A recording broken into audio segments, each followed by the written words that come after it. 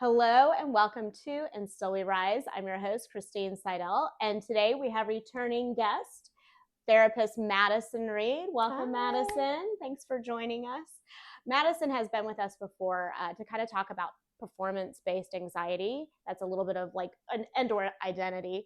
That's kind of her wheelhouse, is what she's really kind of known for. So I thought you would be an awesome therapist to really kind of talk about today's subject, which is clients who find themselves constantly stuck in therapy. Maybe they have insight into what's kind of going on with them, but they're saying therapy is not working, they're stuck. So I thought you'd be the perfect guest for that today. So welcome back. I'll kind of put your bio in our show notes, but tell us a little bit about stuck clients. So I have found a lot of people coming into me saying, "Hey, I'm stuck. I've got nothing that I've been able to do." And they tend to be the people that are the most introspective, that can think through a problem better than anybody. Yeah. But really, they're the ones that don't quite know what it is to just feel rather than to think into feeling. Yeah. And so a lot of times, like, they know what their problem is, they know why it's there, they know their childhood wounds, all of those things, but it's still not creating any new behaviors or new actions that they're wanting in their life. Yeah. And I have to say, like, that is like a big piece of stuck clients is like they really have a lot of knowledge. Like I know I'm anxious. I know I have this type of relationship with a parent. I know this is my pattern that I find myself in. And yet I haven't been able to fix this, or I've tried all these coping skills. Coping skills is another big thing. You know, I've tried all these coping skills, and either my anxiety hasn't gotten better or my relationships, you know, I keep finding the same thing. So, what's kind of going on there where the overthinking or the overanalyzing is separate from the feeling? Tell me more about that. Yes, so a lot of times it is I react in a certain way, whether it's anxious or angry, whatever that is, and they're able to be like, "Oh, this is why. This is because this is what my dad did to me, or because this is my trigger." And they're using it as a tool to understand themselves rather than as a tool to actually cope. Right. And that requires this ability to feel what you're feeling. Right. And be like, "Ooh, I'm starting to feel anxious. I know what this is. And now I know how to cope through it." Rather, they're using it as like a reflection for what just happened. That's where that behavior is not being modified, because you're still allowing the feeling to control the behavior and then providing the knowledge rather than reversing that order a little bit. So are you kind of saying, like, yes, there may be like this like knowledge of like I know where this all comes from, but in that moment that they're experiencing it, they're still going back to like an old pattern. Yes. So there's not this pause or this space where they're taking it to a deeper level and being able to sit with it longer to make a different choice. Yes. Okay. So then why don't like coping skills really work with these clients? Like they actually will come in and say, like, listen, I have literally learned every 5, 4, 3, 2, 1. That's our favorite. Yeah. You know, I've tried all these coping skills and nothing has really helped me navigate to a different behavior. Like I can see myself get angry. I can see when I respond in this way, like I don't like it. Like I genuinely don't like the way I feel about myself. Like why is it that coping skills sometimes, you know, when a therapist focuses on that exclusively, they don't make progress? Yeah, a lot of times it's actually not the skills that are the problem, but the intention that they're using them for. Where they're using it as like, "Oh, I don't want to feel this way, let's get rid of it." Whereas the problem here really is they need more tolerance and be able to sit with the feeling. That coping skill of how can I sit in this, understand what it is, and let my body move through it rather than trying to fix and cope out of it. Yeah. Yeah. I love there's this saying that like integration is really where the body no longer resists to things being true, right? Like I can understand that this is where this comes from and I can choose to do something different. And the body doesn't resist that. And I think for a lot of people who are stuck, they have that physiological body feeling response and they resist it. They're like you said, how do I get out of this as quickly as possible? And that's really bypassing what is needing to be understood. So, you know, are all clients stuck and like really wanting to fix that, because I hear a lot of clients saying, like, how do I fix it? What do I do? How do I fix it? What do I do?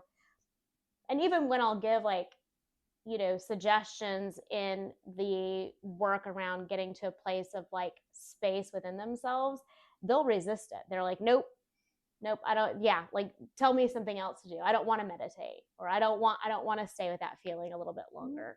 So what is that about?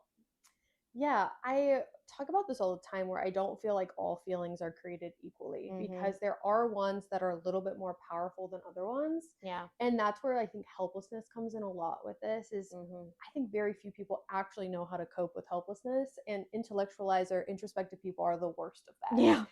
I'm speaking a little bit from experience. I work my own therapist on Yes, this, to be yes, honest. yes. But right, it's this idea that like helplessness is a feeling in itself, Mm-hmm. but that naturally creates that behavior of like, okay, what can I do to fix it and to not Mm-hmm. feel that, rather than just like creating the tolerance around like this is actually something I can't control. Yeah. And it just constantly puts these people in this cycle of like, what do I do? How can I fix this? And Mm-hmm. rather than just like taking the space to acknowledge it, Mm-hmm. that's going to be the help that it needs, right? Mm-hmm. Like it's Mm-hmm. going into the storm to get out of it. Yeah. And of course, that's a very uncomfortable thing, and nobody likes to be uncomfortable in that way. And that's building that window of tolerance in Mm-hmm. that out of control helplessness feeling. Yeah, and I think that that's just something, that's another layer for us to examine. Like, when somebody is really coming to therapy and they're like, I'm stuck, and yet that which will get them unstuck, they're resisting. Sure. That's where I see a lot of like internalizers who are like, okay, but like, so let me go back in and see what else I can do to fix myself. Let me figure it out. Like, what can I do from this over analyzing perspective? And or sometimes we get these stuck externalizers who are so aware of their trigger, they're aware of their trauma, they know where this comes from, but they want somebody else, they want to other the solution, right? Like, well, if this triggers me, then my partner should know that and do this. And so they're looking for this external resolution to the problem, versus really sitting, like you said, with the feeling and the insight, and allowing that space of integration. Like, what is coming up in that resistance. And that's, internalizers who are stuck want to stay in like over analyzing and overthinking it, and like knowing everything it needs to know about the trigger and trauma, and like, what do I do to fix that? And the externalizer is like, how do I get others to kind of be responsible for the knowing of my trigger and my trauma? Sure. So, and it serves them, right? There's a level of identity that we get in that stuckness that is serving us as an individual. Yeah. And I think that's where a lot of those people that, whether you're introspective and that's kind of how you got to the point of therapy, or an externalizer and keep getting frustrated because it's like, why would they just not do this? Mm-hmm. Because this is what I need, Mm-hmm. right? I think two things come into play. One, you're giving up your biggest tool of control, which is you. Yeah. You're your only thing that you can control in this world, Mm-hmm. and you're willingly saying, I'll just let you handle that, rather than building this tool and strengthening it. And with that kind of comes, and I am losing my train of thought. That's okay. Think about it again. I just get so passionate. I get so excited. But I think that's where a lot of people also realize that like they've found a lot of success in this tool. A lot of times it's not until college age and or later that they hit this wall of like, I'm not fulfilled. Something is wrong. Yeah. And it's because it's a high reward skill to be able to think yourself out of a feeling, but you're just kind of like swiping this emotional credit card, and it's time to pay your due. Like, and you hit that wall and you no longer can cope with all the years of feelings. And that skill's going to fail you because it's a body situation that has to occur. Yeah. And I think that like, we want to normalize this a little bit. Like, I think most people are going to find themselves stuck in this way and at some point in their life, right? Because we are conditioned culturally to constantly be over analyzing, over intellectualizing, like fixing things, solving things, figuring things out. If we look at, like the educational academic system, it's all about facilitating a solution, right? So when we do find ourselves stuck with something that we cannot control, right? Like, we have tried to figure it out, we've tried to facilitate some change, and we are not really in control in a way that is healthy for us. We're trying to control others. We're trying to bypass something within ourselves. That we have to come to this like term and this existential like reality of, oh, I was never meant to just be in this doing, fixing, figuring out mode.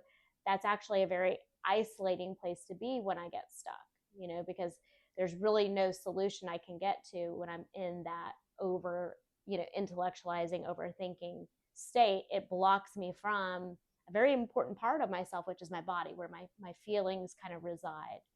So can you tell us a little bit of what happens when we come to a place of allowing our feelings to have a place to integrate with our thinking and our insight? Yeah, I would say it's a rough process to get there, to be honest, right? Because ultimately it requires somebody coping with years, sometimes like decades of feelings that they've never really dealt with. Yeah. And so I think that's where it gets really intimidating and scary, is because when you let your body just feel it, it's going to be all your feelings are like, yay, it's time to shine. We're coming out. Yay. My turn. When really at the end of the day, it was just road rage, right? You're just feeling frustration. Yeah. But over time, that's where the feelings that you're experiencing can just be situational. It is, I'm feeling angry about somebody. I feel frustrated. My body moves through it and I move on without flipping the bird and honking my horn, right? And over time, that's where you get more control, because you trust your feelings to come and go as they're ready to go. Yeah. Rather than what you think is best for you. Yeah. I love that you said you trust that your feelings are going to come and go as they are ready to come and go. And I think that's something in therapy we really honor with our clients, is that we know the feelings are going to come up as they are ready.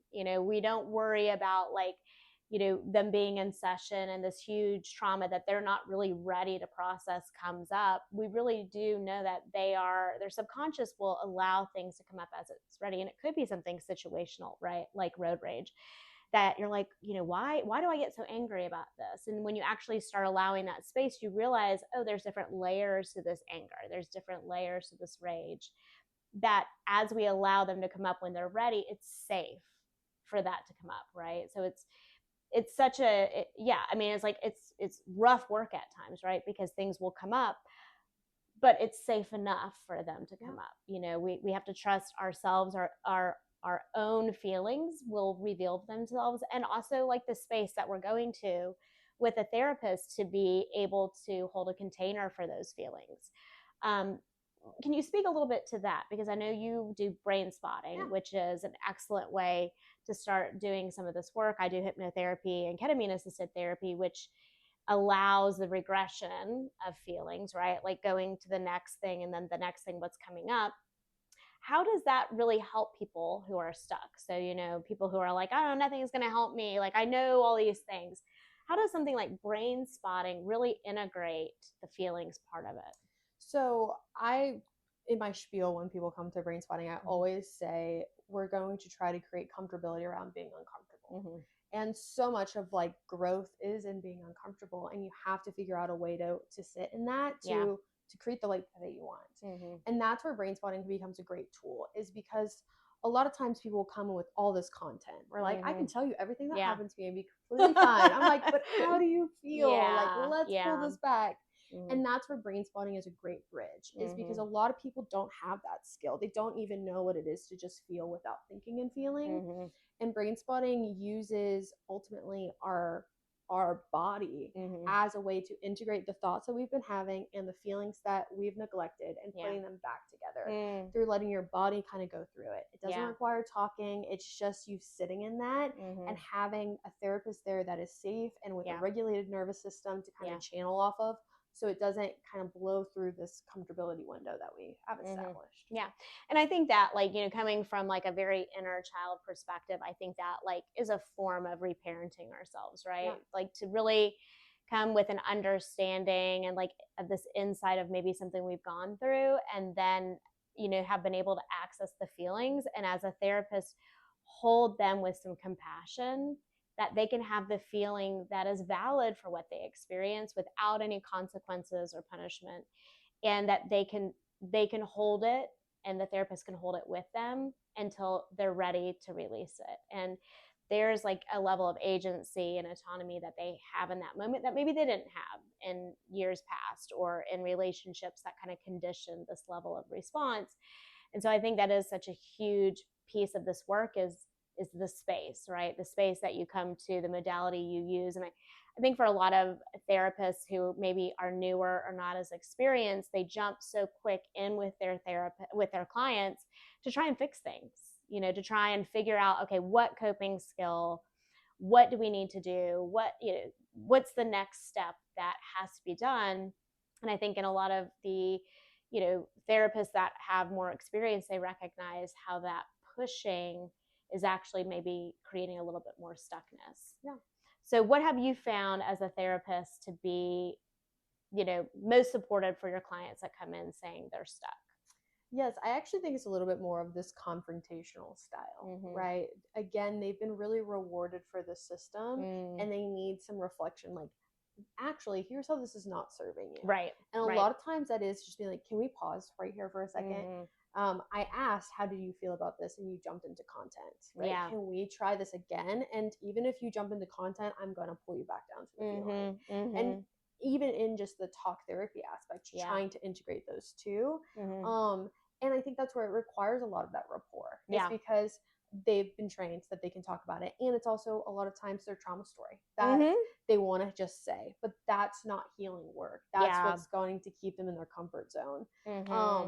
And I think that's kind of the biggest tool, as well as like any of your basic, like the How We Feel app. I just shove it in people's lives all the time, where it's just like that mindfulness in every day. It doesn't even have to be in this high escalation moment, but like, how do I just check in with my body and how am I feeling right now? Yes. And the How We Feel app is really great. I don't know how much you guys are familiar with it, but it can send you a notification. You can check in on your feelings. But my favorite feature of it is it gives you like, where are you feeling this in your body?